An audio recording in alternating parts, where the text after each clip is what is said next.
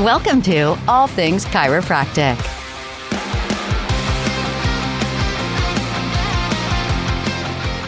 Welcome to another episode of All Things Chiropractic. I'm Paul Andrews. Dr. Mark Davini.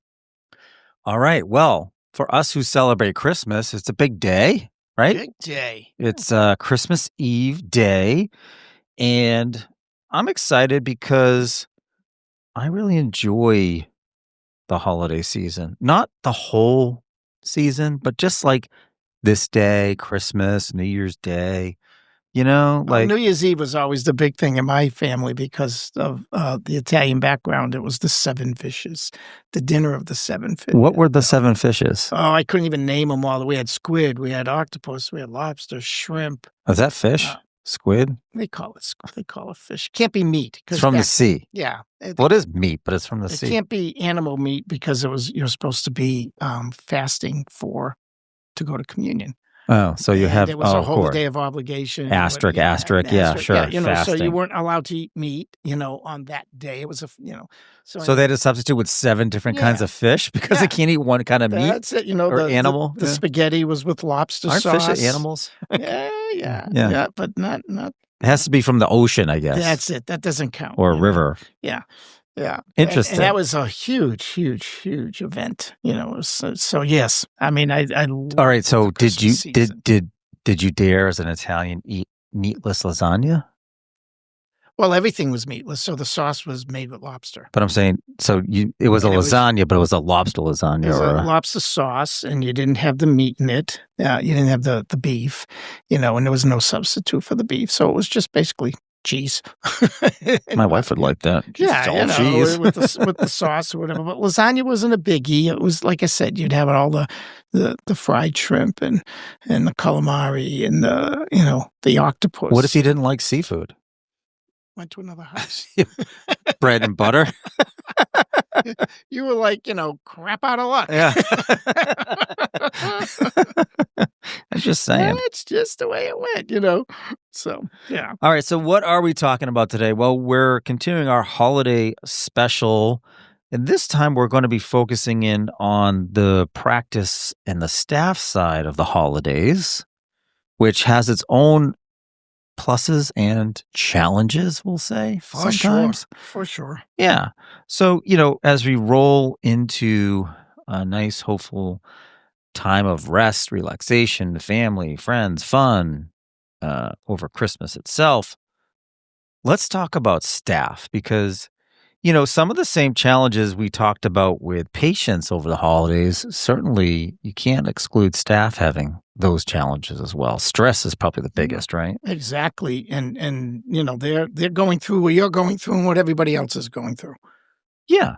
Plus they have to hopefully do it with a smile. Exactly. And they have to show up and it becomes an issue with staff, at least when I was in practice, that it's very, and as with patients, you have to be very clear about what your expectations are and what you have for conditions in the sense of employment. And so you need to define a number of things when it comes to holidays in general, but especially the Christmas, New Year, Hanukkah time of year. There's a lot going on in a very short period of time. So you have to say to your staff, okay, no one can say they need to take these days off because you leave, we're stuck, everybody's working harder, and that reflects in stress in the practice, which is carried over to stress to the patients. So you would say to a staff member, that these days are not on your call-in list or not your personal day list or not on your vacation lists, so that you're clear about what your expectations are, that you're going to be working, unless you're sick, of course, but you're going to be working these days, and everybody's going to be working these days so that we can all get out on time and all go back to our holidays also. So the chiropractic assistants listening right now are just like, all right, I'll just call in sick then. Yeah. Thanks. Yeah. Great job, Doc. Appreciate that. Yeah. Well, again, and not sounding like a complete, hot ass, so to speak, on these days where it was not allowed to call in for personal days. And if it was going to be sick, you had to have some level of documentation of that sickness. Yeah, because it puts the world of stress on employers is way different now than it was back then, as far as what we can and can't do, right? You know, You obligations. can always require proof of illness. That's allowed. Yeah. So one of the challenges I found with the holiday season is um, I am not a big fan of receiving gifts. I don't know. I just don't. I like giving gifts, but Yeah, so there's also notice that. there's also a lot of pressure sometimes. Like if if your staff exchanges gifts either by routine or by want, is what do you get each other? Like what's the threshold of either the value or what if you don't know them for like to me there could be a lot of pressure there Ah. as a staff person. Or do you get your boss something? Well, again, it's nice to set some kind of guidelines or rules. So, again, one of the things we found that was the most neutral was a Yankee swap type of Okay. situation. All right, let's talk about Yankee swaps or there's different around the country they call it different things. So it's basically, because people have very hard and fast rules that they live by with these types of Yankee swaps, which is if you're not from New England, you probably know what we're talking about. If you don't, it's basically, you wrap these gifts and then you pick numbers and you get to pick a gift and or steal a gift. So here's the rules that I live by with Yankee Swap that I know is going to be controversial. You can go to allthingschiropractic.com and you can scream at me there. Yeah. But if you pick number 1, right, you get to pick your first gift, but you never have an opportunity to steal because you're the first person. Oh, no, that's not the way we did it. Right, but I'm telling you the way it should be done. Yeah, number 1 goes back to being the last one to pick. Yeah, that's where I was reaching that, right? Okay, yeah. But here's another difference. If you are the next number and you want to steal, you can't go pick a gift and open it yet. You can steal, and then the person you stole from gets to go pick another gift that's wrapped. Yeah, we used to do it so that everybody went through, but number 1 was the last one to have a chance to steal. Yeah, we do that too. But the question I have is, if you wanted to steal a previous open gift, could you open a gift first and then decide to steal, or did you have to steal before opening? Our rules were you had we got them to open, you get to see what your gift was, and then decide if you wanted to keep it or steal. Yeah, no, we don't play by those rules. We don't. So the point here is you define this very clearly. Yeah. Oh, yeah. It can be a very hot topic, and you better discuss it before you do it because how much they spend, what kind of gifts you can get, what kind of gifts you can't get.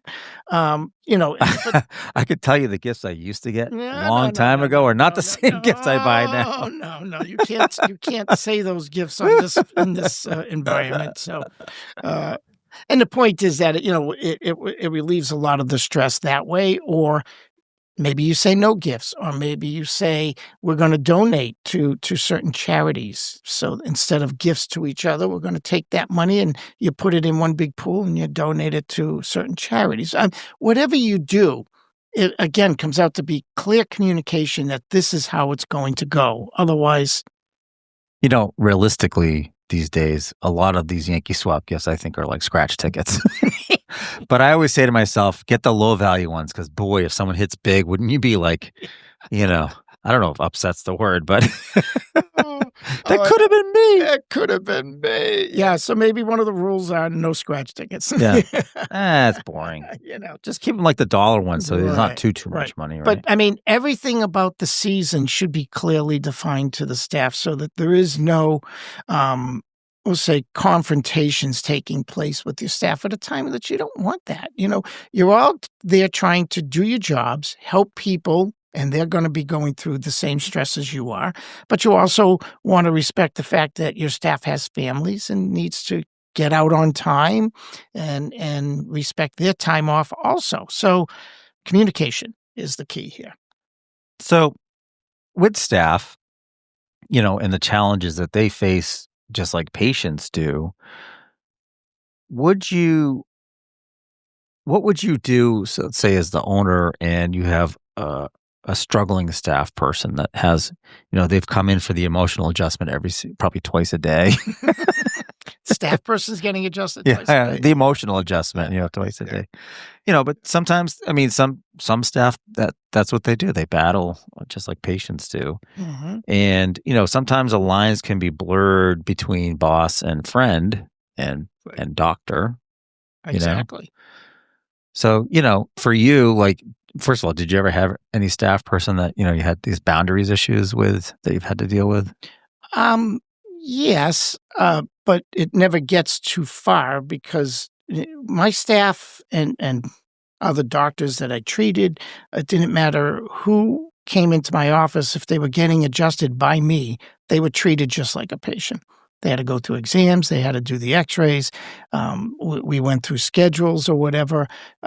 So it wasn't just the stop-in adjustment. My staff we had an adjustment day on Friday afternoons at the end of patient time. Everybody lined up and they got their adjustment. So if somebody was kind of falling outside of the routine, then yes, as a doctor to patient, I would try and delve into that and find out why, and if there was anything I could do personally to help that or relieve that. But I didn't leave their care up to them so much. I let them be a patient, and I was their doctor. So that was, and yes, there were times that patient-doctor relationship was challenged. Did you have like holiday or Christmas parties at the office? I did. Yeah. Started out with the big holiday dinner thing with when the spouses would show up and we go to this nice place or rent a private room and have this, nice dress up dinner. And eventually what it moved into was we would go and literally just rent a bus or a car, like a van, and go into Boston, and we'd spend a nice day together, but just the staff. And of course, any spouse who wanted to come, because we didn't know the spouses as well as we knew the staff, and we'd end up going there and spend all day together. And then that night, we, by the end of the day, we'd end up in a restaurant that we had a reservation for, and it was just fun. We'd always try and pick a fun place to go. So one time was a day in Boston. Another time we went to a casino, and back when the money flowed in healthcare, apparently. Oh my God! I remember one time we went to a casino. We took over a craps table. Oh. So it was only us at the craps table. Oh. And we had more fun, and some of us even made a few bucks, but we just had more fun because the person that was running the roulette wheel, I'm not craps, I'm sorry, it was roulette. The person who was running the roulette wheel taught us and played with us and entertained us more or less. So, nice. You can be creative. Sometimes one time we went to a show and took everybody to a show. And then again, maybe a dinner after or whatever. But, and at one point my highest staff was 12. So, at one point it was a pretty big endeavor. And then, Did you give holiday bonuses on top of that? We did. Yeah. What is your opinion on holiday bonuses for staff? It's a thank you for sure. But, and it was never meant to be like a huge amount of money. It would be a nice chunk, usually close to what, half of their paycheck or something like that, but it was just one of those things where you didn't want it to be about doing anything more than their job. And it was a thank you, not linked to any performance at all, because my expectation was they were always going to be doing their best. So I shouldn't have to pay them more to do better than their best, because that's what I was paying their salary for at the time.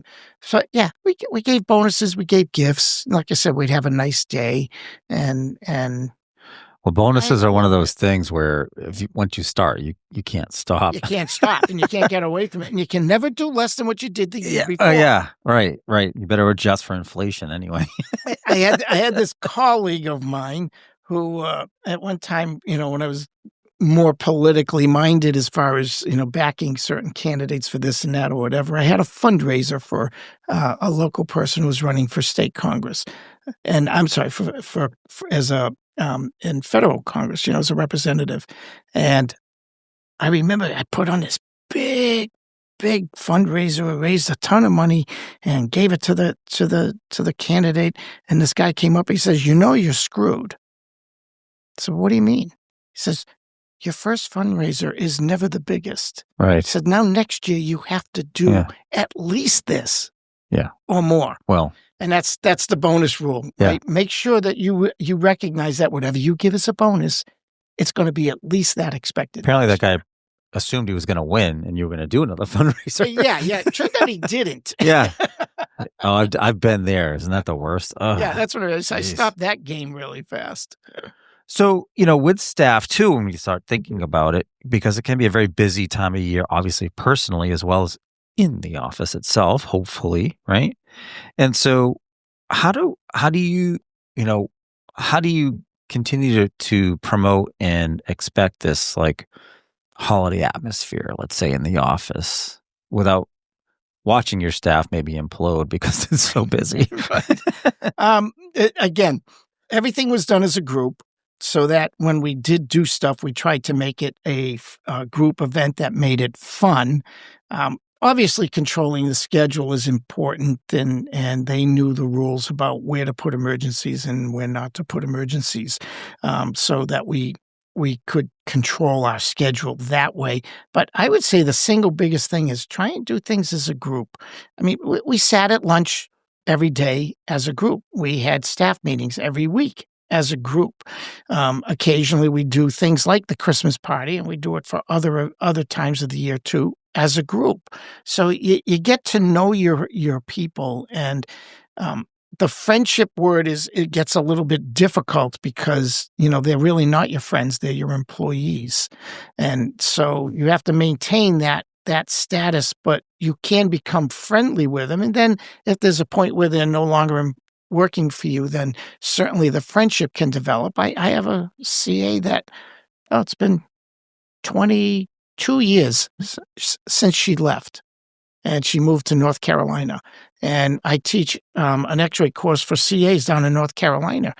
Every time I go down there, once or twice a year, she drives from wherever she is. She's moved a number of different places in North Carolina so that we can have dinner together. Nice. So, and same thing with my other CAs. When we left and they were no longer working for us, we became friends. So it's all communication and definition.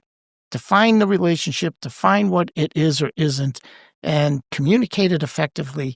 And everything kind of finds a way. Not that everybody was ever perfect, I mean, I can't say I'm totally. Well, speak for yourself, of course. I have an idea. Yeah. I have an idea, docs out there. In South Africa, on December 16th, they celebrate the Day of Reconciliation. So maybe you should celebrate that with your staff if you need to. Just to force the issue. No, geez, thanks. No. It's just a thought. Yeah. Well, no. Guess we're not going to be doing reconciliation, are we? No, I'm going to do Festivus. Yeah. We talked about that in the other. It was funny. I know. I wonder if there's any doctors out there that get the aluminum pole and put it in the office instead of the Christmas tree. I'm going to have to rewatch that and get the aluminum pole. So, yeah. You're definitely going to have to. That's hilarious. But, oh my God. So, as we think about and round out this holiday Christmas special, because I'm sure everyone wants to get to their Christmas Eve day festivities or get their patients done so they can start enjoying their time off as well. No, a staff member, they're going to play this podcast as a group. Oh. Together. Oh, yeah. Yeah, I bet they are, right? What are the takeaways? Festivus, calling sick. Yeah, you name it. Anyway. Okay. With that all being said. Yeah. I'm going to leave you with a quote from Helen Steiner Rice, since it is Christmas Eve. Or Christmas Eve day. Peace on earth will come to stay when we live Christmas every day. Isn't that nice? That is nice. Helen had a way with words. Yeah. Well, with that, we want to wish you a very Merry Christmas. We hope you enjoy a wonderful, warm, relaxing, and fun holiday tomorrow. And we'll see you next week for our year-end special. And anything else, Doc? Yeah, have fun eating all the fish tonight. Fish. That's right. I like fish, but I don't know about that. I don't know. It doesn't seem Christmassy to me, but I'm not Italian, so. That's right. Anyway, Enjoy. thank you for joining us for another episode of All Things Chiropractic. I'm Paul Andrews. I'm Dr. Mark Davini. Merry Christmas. Yes, Merry Christmas. Thanks for listening to All Things Chiropractic.